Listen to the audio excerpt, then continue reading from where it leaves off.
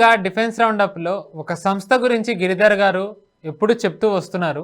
దీని ముఖ్య ఉద్దేశం ఏంటి అంటే 2014 తర్వాత నుంచి ప్రభుత్వం తీసుకుంటున్న చొరవ వల్ల, వాళ్ళ పాలసీస్ వల్ల కేవలం పెద్ద పెద్ద సంస్థలే కాదు, చిన్న చిన్న సంస్థలు స్టార్టప్స్ ఎలాగ పుట్టుకొస్తున్నాయి, వాళ్ళని ఎలా ప్రభుత్వం ప్రోత్సహిస్తోంది, ఆ ప్రోత్సాహం వల్ల సైనికులు అంటే త్రివిధ దళాలు కూడా వాళ్ళని ఎలా ఎంకరేజ్ చేస్తున్నాయి, వాళ్ళవి తీసుకుని దీనివల్ల ఒక ఎకోసిస్టమ్ ఎలా బిల్డ్ అవుతోంది, ఇవన్నీ కూడా ప్రజలకు తెలియజేయడమే గిరిధర్ గారి ఉద్దేశం. అందుకే ఒక సంస్థ గురించి కానీ, ఆ సంస్థ తయారు చేసే ఆయుధాలు కానివ్వండి, ఎలాంటి ఎక్విప్మెంట్ గురించి గిరిధర్ గారు చెప్తూ వస్తున్నారు.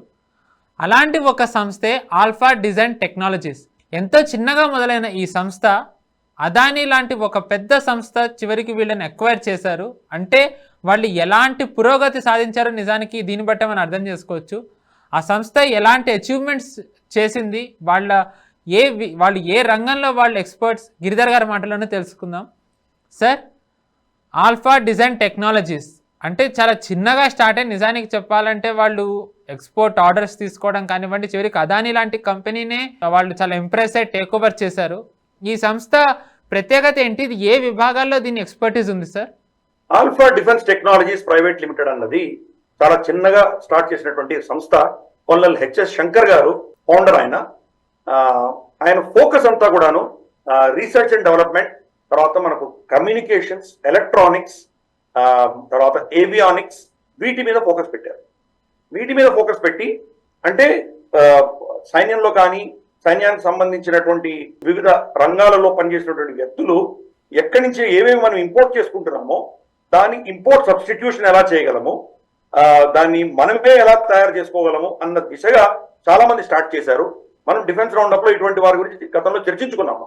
దాంట్లో ఈవెన్ మన అకాడమీ కూడా ఎలా పనిచేసింది, ఐఐటీలు ఎలా పనిచేసినాయి, అలాగే మన రీసెర్చ్ ఇన్స్టిట్యూట్స్ ఎలా పనిచేసినాయి, మనకు పాత సైనికాధికారులు దాన్ని ఎలా చేశారు, ఎలా దాన్ని ఈ యొక్క ఇన్వెస్ట్మెంట్స్ చేసి వాళ్ళు కొన్ని అంశాలకి మనకు భారతదేశంలో తయారయ్యే దిశగా, ఆత్మనిర్భరత పెంచే దిశగా ఎలా వీళ్ళు పాత్ర పోషించారు, ఇవన్నీ కూడా మనం గతంలో చర్చించాం.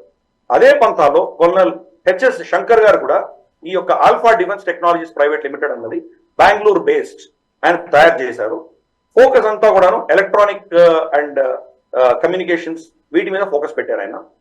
బోత్ డిఫెన్స్ తర్వాత స్పేస్ టెక్నాలజీ, వీళ్ళిద్దరికి కూడాను ఈ కంపెనీ సప్లై చేస్తున్నది. దీని యొక్క అద్భుతమైనటువంటి ఫోకస్, వీళ్ళకు ఉన్నటువంటి కెపాసిటీ, సీరియస్నెస్ ఇవన్నీ చూసి అదానీ గారు దీన్ని 2019లో దాన్ని అక్వైర్ చేశారు. దాన్ని of course Adani take over చేసిన తర్వాత ఎల్బిట్ అన్నటువంటి ఒక పెద్ద మల్టీనేషనల్ కంపెనీ తోటి కూడా జేవి పెట్టుకున్నారు వీళ్ళు. ఎల్బిట్ వాళ్ళకి చాలా కాంట్రాక్ట్స్ ఇచ్చాయి. సో బేసిక్ గా వీళ్ళ యొక్క ప్రోడక్ట్ రేంజ్ మనం చూసామంటే flare unmanned systems, unmanned drones మనం ఎలా ఉన్నాం అటువంటివే, ప్లస్ వీళ్ళు స్వామ్ డ్రోన్స్ కూడా తయారు చేయగలరు. స్వామ్ డ్రోన్స్, ఇన్ఫాక్ట్ వాళ్ళ వెబ్సైట్ లో మనం యాక్చువల్గా స్వామ్ డ్రోన్స్ ఒక వీడియో కూడా ఉంది. స్వామ్ డ్రోన్స్ అంటే కానీ ఇందాక చెప్పినట్టు కొన్ని వందల డ్రోన్స్ ఒకటేసారి వెళ్ళి అక్కడ మ్యూనిషన్ ని ఏదైనా మనం డంప్ చేసి రమ్మంటే చేసి రాగలవు. దాన్ని సివిలియన్ పర్పసెస్ తో చూస్తే కనుక అద్భుత విన్యాసాలు చేయొచ్చు. అవన్నీ కలిసి ఏదో ప్యాటర్న్ లాగా, ఏదో అక్కడ పైన ఆకాశంలో ఒక విధమైనటువంటి మనకి ఏదో లేజర్ యాక్షన్ లాగా వాళ్ళు చేయొచ్చు. కానీ మిలిటరీ రంగానికి వచ్చేసరికి అవి చాలా చేయొచ్చు. మీరు ఎన్నెన్ని షూట్ చేయగలరు, ఎన్నెన్ని మీరు కంట్రోల్ చేయగలరు. 100 ఒకటేసారి మీ మీద వచ్చి పడ్డాయంటే దేన్ని షూట్ చేసుకుంటూ కూర్చుంటారు మీరు. ఒకటి మీరు దాంట్లో 80% కూర్చున్నా ఇంకో 20% మీ మీద బాంబులు, అమ్యునిషన్ వేసిందంటే కానీ మీరు తట్టుకోలేరు. కాబట్టి అటువంటివన్నీ కూడా ఒక స్వామ్ డ్రోన్ ఫీచర్స్ అన్ని కూడా వీళ్ళు పెట్టుకున్నారు.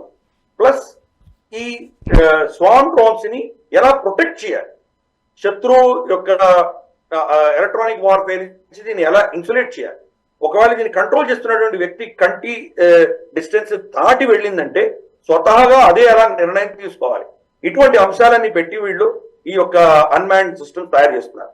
అలాగే మనకు శాటిలైట్ కి సంబంధించి చాలా గ్రౌండ్ ఎక్విప్మెంట్ అంతా వాళ్ళు తయారు చేస్తున్నారు. తర్వాత ఆప్టికల్ ఎలక్ట్రానిక్స్ అంటే మనకు నైట్ విజన్ గాగల్స్ లాంటివి కానీ, లేదా మనకు ఇన్ఫ్రారెడ్ ఎక్విప్మెంట్ కానీ, మనకు చీకట్లో చూడగలిగినటువంటి ఎక్విప్మెంట్, ఇవన్నీ కూడా వాళ్ళు తయారు చేస్తున్నారు.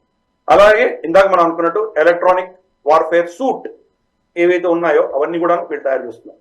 సిమ్యులేటర్స్ తయారు చేస్తున్నారు. కొన్ని అంశాల్లో ఎలా ఉంటుంది, ఫర్ ఇన్స్టెన్స్ మనకు క్రాష్ అవుతుంటే దాన్ని ఎలా చేయాలి, లేదా ఒక పర్టికులర్ ఇంజిన్ ఫెయిల్ అయితే దాన్ని ఏం చేయాలి, ఇవన్నీ కూడాను యాక్చువల్ మనం ఎక్స్పెరిమెంట్ చేసి దాన్ని కష్టపడి చూడక్కర్లేదు, దాన్ని సిమ్యులేట్ చేయాలి. ఫర్ ఇన్స్టెన్స్ రీసెంట్ గా మనకు 2 రోజుల క్రితం మన ఇస్రో 2 శాటిలైట్ ని లింకప్ చేసే దిశగా వాళ్ళు ఎక్స్పెరిమెంట్ మొదలు పెట్టారు. శాటిలైట్ గా లాంచ్ చేశాం. రేపు స్పేస్ లో 2 డాక్ అవ్వకపోతే ఏం చేయాలి, ఎటువంటి సమస్యలు రావచ్చు, వాటినన్నింటి కూడా సిమ్యులేట్ చేస్తాం. ఆ సిమ్యులేటర్స్ అన్ని కూడా ఈ కంపెనీ తయారు చేస్తున్నది. అలాగే మిలిటరీ కమ్యూనికేషన్స్ లో ప్రోటోకాల్స్ చాలా కరెక్ట్ గా ఉండాలి. మీరు కమ్యూనికేషన్ చేస్తున్నది మీ శత్రువులకు తెలియకూడదు, దాన్ని ఎవరు లీక్ చేయలేకుండా ఉండాలి, ఎన్క్రిప్టెడ్ గా ఉండాలి. దీనికి సంబంధించి చాలా కంపెనీలు మన దేశంలో సొల్యూషన్స్ ఇస్తున్నాయి. వీళ్ళు కూడా ఆ రంగంలో పనిచేస్తున్నారు. కాబట్టి ఎన్నో అంశాలలో ఈ alpha design technologies private limited వాళ్ళు చాలా అద్భుతమైనటువంటి రిజల్ట్స్ ఇస్తున్నారు. గతంలో ఈ కాంపనెంట్స్ అన్ని కూడా మనం ఇంపోర్ట్ చేసుకునేవాళ్ళం.